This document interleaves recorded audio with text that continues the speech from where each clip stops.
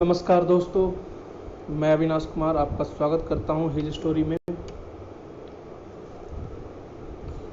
आधुनिक भारत के इतिहास में हम लोग अभी तक पलासी का युद्ध, उसके बाद बक्सर के युद्ध को पढ़ चुके थे। आज के इस वीडियो में हम लोग बक्सर के युद्ध के परिणामों में एक महत्वपूर्ण परिणाम, बंगाल में द्वैत शासन की स्थापना के संबंध में जानेंगे। हम जानेंगे कि द्वैत शासन क्या होता है, इसे लागू करने में रॉबर्ट क्लाइव का क्या उद्देश्य था, अंग्रेजों के क्या हित निहित थे एवं इसका भारतीय राजनीति पर, साथ ही साथ बंगाल की अर्थव्यवस्था पर क्या प्रभाव पड़ा। हम यह भी जानेंगे कि बंगाल में द्वैत शासन की स्थापना के कारण जो धन की प्राप्ति अंग्रेजों को हुई, क्या उसका फायदा कंपनी को हुआ या फिर यह फायदा मात्र और मात्र अंग्रेज अधिकारियों के निजी व्यापार तक सीमित रहा। तो दोस्तों, आइए प्रारंभ करते हैं। 1764 में जब बक्सर का युद्ध होता है तो उस समय तक जो लॉर्ड क्लाइव था, जिसने पलासी के युद्ध में महत्वपूर्ण भूमिका निभाई थी, वह ब्रिटेन में था। वह ब्रिटेन में वहां की संसद के समक्ष भारत में ब्रिटिश अथवा कंपनी राज्य के राजनीतिक भविष्य के ऊपर चर्चा कर रहा था कि तभी बक्सर के युद्ध में अंग्रेजों की जीत की खबर इंग्लैंड पहुंच जाती है। अंग्रेजों ने इसे एक अवसर के रूप में लिया एवं इस अवसर को भुनाने के उद्देश्य से अंग्रेजों ने लॉर्ड क्लाइव को भारत का गवर्नर बनाकर भेजा। भारत में अंग्रेजी राज्य की स्थापना के उद्देश्य से 1765 ईस्वी में लॉर्ड क्लाइव बंगाल का गवर्नर बनकर दूसरी बार आता है। जब वो दूसरी बार बंगाल का गवर्नर बन के आता है तो वो कई कार्य करता है, जिसमें सर्वप्रमुख द्वैत शासन की स्थापना थी। दोस्तों, बंगाल में जो अधिकार थे उन्हें हम दो भागों में बांट सकते हैं। पहला दीवानी अधिकार एवं दूसरा निजामत का अधिकार। दोस्तों, दीवानी अधिकार वो अधिकार होता है जिसमें कर वसूलने संबंधित अधिकार मिलते हैं, यानी पूर्णतः आर्थिक मामलों के से संबंधित अधिकार दीवानी अधिकार के तहत आते हैं। वहीं दूसरी तरफ निजामत का अधिकार एक होता है जिसके तहत कानून व्यवस्था स्थापित करने अथवा प्रशासन की जिम्मेदारी लेने संबंधित अधिकार आते हैं। इस तरह से बंगाल में अधिकारों को दो भागों में बांटा गया।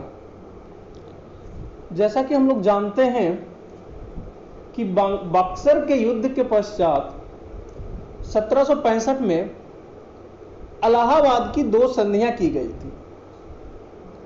एक संधि अवध के नवाब शुजाउद्दौला के साथ की गई थी, जिसके संबंध में हम लोगों ने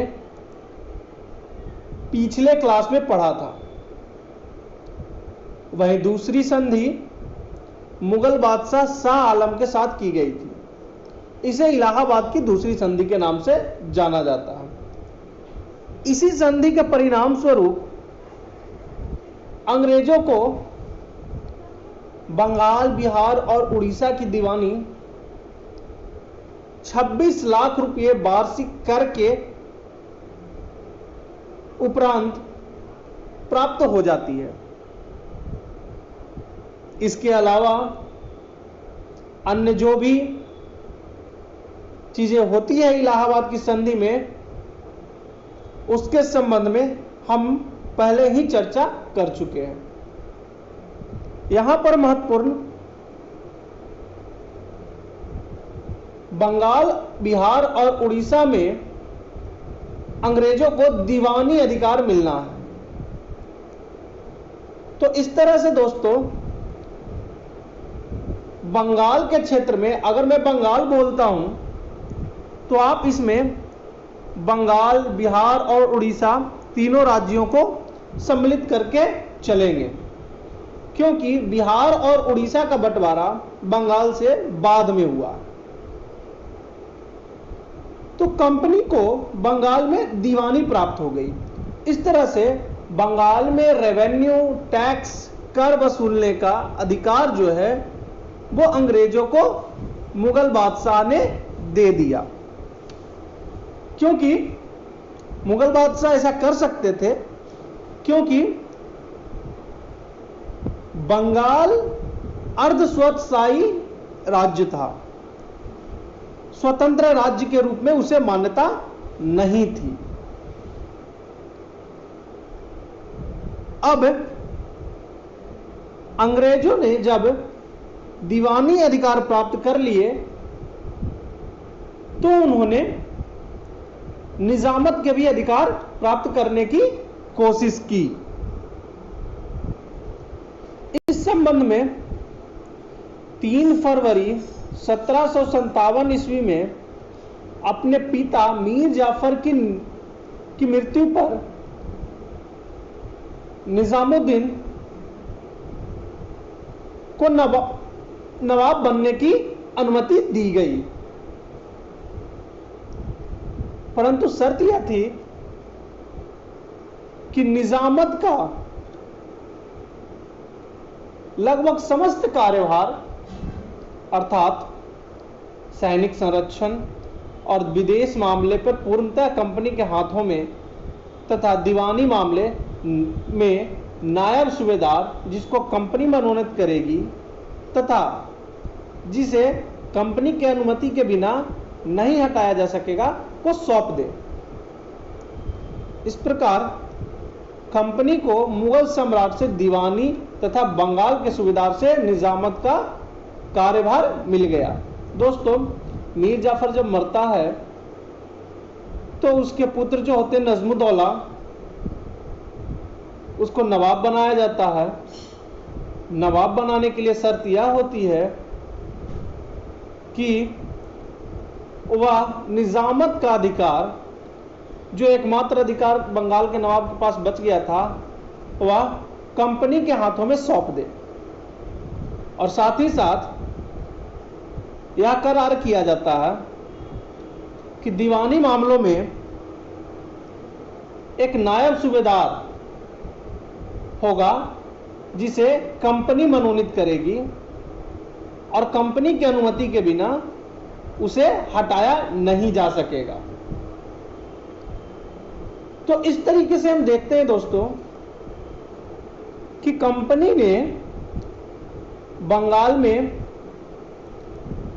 मुगल सम्राट से दीवानी अधिकार प्राप्त किए, वहीं बंगाल के सूबेदार से निजामत के अधिकार प्राप्त कर लिए।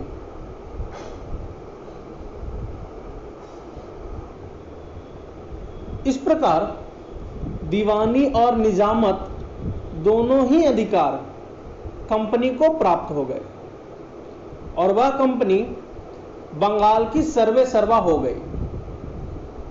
किंतु कंपनी इतना बड़ा उत्तरदायित्व अपने ऊपर लेने को तैयार नहीं थी। अतः क्लाइव ने सोचा कि ऐसा करने से कंपनी के व्यापार को धक्का लगेगा, क्योंकि कंपनी को बंगाल का प्रशासन देखना पड़ता। इसलिए उसने बंगाल के शासन को दो भागों में बांट दिया। पहला, कंपनी ने वैदेशिक मामले, सैनिक और राजस्व का उत्तरदायित्व अपने ऊपर ले लिया। विदेशी मामले यानी कि पड़ोस के राज्यों के साथ बंगाल के क्या संबंध होंगे या तय करने का अधिकार अब किनका हो गया? अंग्रेजों का हो गया। और साथ ही साथ राजस्व जो होगा, कर जो कलेक्ट होगा, उसको कलेक्ट करने का अधिकार भी अंग्रेजों को मिल गया। तथा न्याय का कार्य एवं लगान वसूलने का कार्य भारतीय पदाधिकारियों के जिम्मे सौंप दिया गया। तो लगान वसूलने का कार्य भारतीय पदाधिकारी कर रहे थे, लेकिन राजस्व क्या होगा, कितना होगा, किस तरीके से वसूला जाएगा, ये निर्धारित कौन कर रहे थे? ब्रिटिशर्स कर रहे थे। और न्याय देने का कार्य भी भारतीय पदाधिकारी कर रहे थे। इस कार्य के लिए कंपनी ने नवाब को 53 लाख रुपए वार्षिक वेतन देने का वादा किया। तो कंपनी ने नवाब को 53 लाख रुपया वार्षिक कर देने का वादा किया। किस एवज में? इस एवज में कि नवाब ने उसे निजामत संबंधित भी अधिकार दे दिए थे। तो एक तरीके से आप देखें कि 26 लाख रुपए में कंपनी बंगाल के नवाब से दीवानी अधिकार प्राप्त करती है, सॉरी, मुगल सम्राट से दीवानी अधिकार प्राप्त करती है 26 लाख रुपए में, और दूसरी तरफ 53 लाख रुपए में कंपनी बंगाल के नवाब से निजामत संबंधित अधिकार प्राप्त कर लेती है। दोस्तों, ये जो कंपनी निजामत और दीवानी दोनों अधिकार प्राप्त कर लेती है और बंगाल के नवाब के अस्तित्व को समाप्त नहीं करती है और जिम्मेदारी नहीं लेती है अपने ऊपर, इसे ही द्वैत शासन कहा गया, जिसे दोहरा शासन बोलते हैं। इसमें कंपनी बिना उत्तरदायित्व के शासन कर रही होती है। उत्तरदायित्व नवाब का होता है, जबकि उसके पास कोई शक्तियां नहीं होती है, और कार्य करने की शक्ति अंग्रेजों के पास होती है, जबकि उनके ऊपर कोई उत्तरदायित्व नहीं होता है। दोस्तों, अब हम यह जानेंगे कि रॉबर्ट क्लाइव ने बंगाल में द्वैत शासन लागू किया ही क्यों था। पहला पॉइंट, रॉबर्ट क्लाइव को ऐसा लग रहा था कि यदि कंपनी स्पष्ट रूप से राजनीति सत्ता में हाथ में ले लेगी तो उसका बस यही ग्रुप लोगों के सामने आता है, रूप लोगों के सामने आएगा और संभवतः सारे भारतीय इसके विरोध में एकत्रित हो जाएंगे। कंपनी को ऐसा लगा, रॉबर्ट क्लाइव को, कि अगर वो राजनीतिक सत्ता अपने हाथ में ले लेती है तो भारतीयों को ऐसा लगेगा कि अंग्रेज भारतीय राजनीति में हस्तक्षेप कर रहे हैं और अंग्रेज भारतीयों के ऊपर शासन कर रहे हैं। और इस परिस्थिति में शायद भारतीय एकत्रित होकर अंग्रेजों का विरोध करते। इस स्थिति से बचने के लिए रॉबर्ट क्लाइव ने बंगाल में द्वैत शासन की स्थापना की। दूसरा, उस समय अंग्रेजों के कई प्रतिद्वंदी कंपनियां थी, जिसमें फ्रेंच और डच सम्मिलित थे। अगर कंपनी डायरेक्ट अपने हाथों में शासन ले लेती तो संभवतः फ्रेंच और डच कंपनी जो लगान, जो कर बंगाल के नवाब को दे रहे थे, वह अंग्रेजों को ना देते और एक विरोध उत्पन्न होता। इस स्थिति से बचने के लिए रॉबर्ट क्लाइव ने बंगाल में द्वैत शासन की स्थापना की। तीसरा, राजनीतिक सत्ता हाथ में लेने से इंग्लैंड तथा विदेशी शक्तियों के बीच इंग्लैंड की कटुता आती और संभवतः वे सभी शक्तियां इंग्लैंड के विरुद्ध एक मोर्चा खड़ा कर देती। ठीक है दोस्तों। चौथा और आखिरी, क्लाइव यह भी समझता था कि यदि वह बंगाल की राजनीति सत्ता हाथ में ले लेता तो संभवतः अंग्रेजी जो सांसद थी वह कंपनी के कार्य में हस्तक्षेप करना प्रारंभ कर देती। इस तरह कंपनी अगर प्रॉफिट में जाती या फिर कुछ होता तो डायरेक्ट संसद के प्रति कंपनी जवाबदेह हो जाती। तो इस स्थिति से बचने के लिए रॉबर्ट क्लाइव ने बंगाल में द्वैत शासन की स्थापना की।